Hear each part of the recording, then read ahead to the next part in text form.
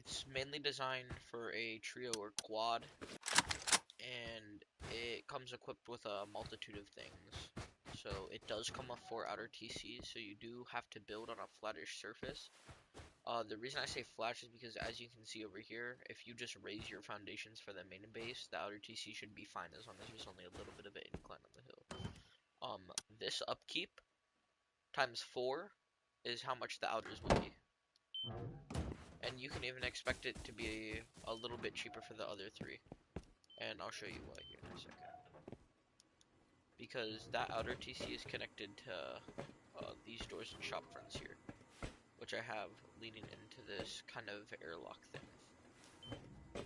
And it's a compact base for Rust Trio quad.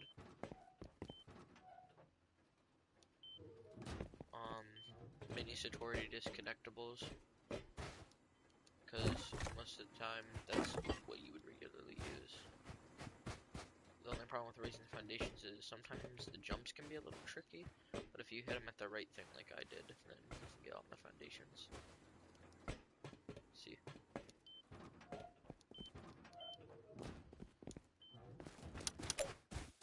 So these TCs disconnect by placing a foundation and placing a roof, just like that. And you can just replace them, placing the stone floor frame right there. If anybody would like to know how this base is built, let me know in the comments. This is definitely my personal opinion, a pretty good base. It's pretty cheap, pretty easy. And from out here, this is what it looks like from the inside of what I've made. So the only problem is that you can loot the wood box through this, only because of how non-flat it is, and there's a big rock there. If there wasn't that here, you can place the boxes further back and nobody could loot them, but that's also the reason why I have turbines here. I am on a build server, by the way, also. But, like, these boxes over here, since it's a little bit flatter with not that rock right there,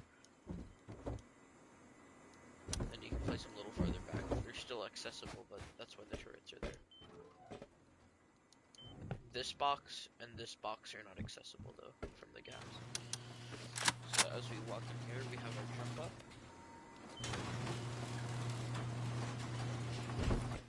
Depot box, if it equals your garage or stuff like that, which some people see as a downside, but can also be used as a place to set your research table. The bedrooms are down here. It can store 4 beds and 4 lockers in total. These lockers are fit into the honeycomb. We have 2 4-box loot rooms on the top here, as well as 2 boxes off the jump up. It's a half shell turret to cover core. As you can see, if you upgrade these to metal, then the turret will have a better line of sight, because it makes it all skinnier. Which I'll do in a second. It's only upgraded 1 to armored, but like it reduces the amount of space taken by the wall frames. You come down here, you have a place to put the workbench, a repair bench, 2 more wood boxes, your TC. This is what TC upkeep will be. Main TC for 1 day. Another 4-box loot room. You can put 4 sleeping bags in core as well. As you can see, it follows a hex core, and then it turns into a circle base.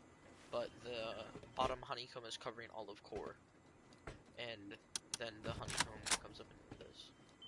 A single door here, and a ladder hatch to jump up. It makes it airlock. If you jump up here, you can see our 360-degree wide gaps.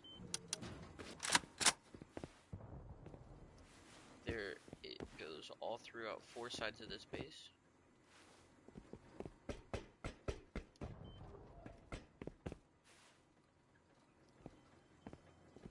We even even have heli-take angles up here.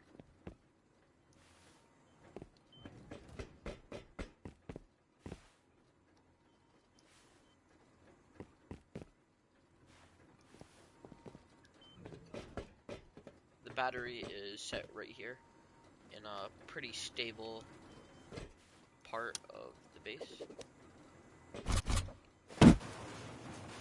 Has 80% stability.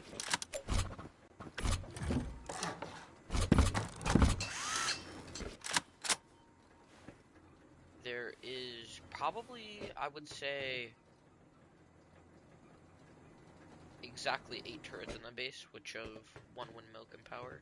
If you do live in the cold, you could use 2 windmills, so you could also power heaters for your base, and a few other things as well. As you can see, this is our roof. You can kind of use these to defend.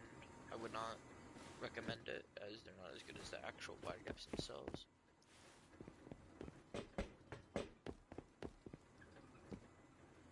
Like I said, if you needed more than just 1 windmill, instead of making a hex pattern in the core with 1 windmill, you could most likely do a windmill square with wall frames on both of these sides, and that would support 2 windmills, and if you made the hex core with it, it would support 3. Also, with this base is some bunkers that you can store your things in overnight with vending machines.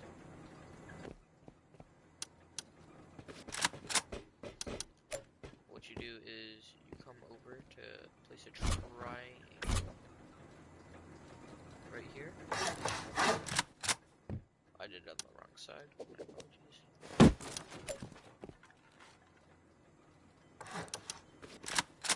It opens up the armored wall, so it's going to take an extra 15 rockets when the bunker is closed, and you just break the twig and it reconnects. They cannot loot that. Same goes for the other side.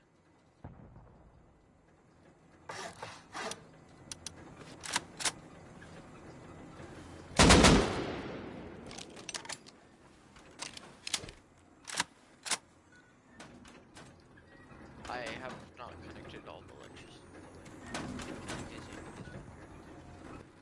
This is the windmill tower. And as you can see, we have our 4 TCs with drop box storage, 2 boxes and a turret in each one. And as you can see, the TC coverage does not cover like in the center or anything like that. So when you do build a compound, you are going to have to rotate it inwards, or you're gonna have to build extra outer TCs, which I don't think anybody else wants to do that. So if you just curve in your compound a little bit here, you will be perfectly fine.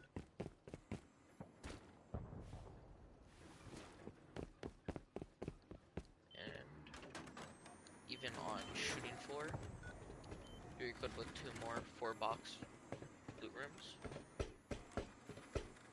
battery, and if you wanted to, you could even put some lockers or vending machines in these windows here, and that would give you more storage. And that's the base. If anybody would like a base building tutorial,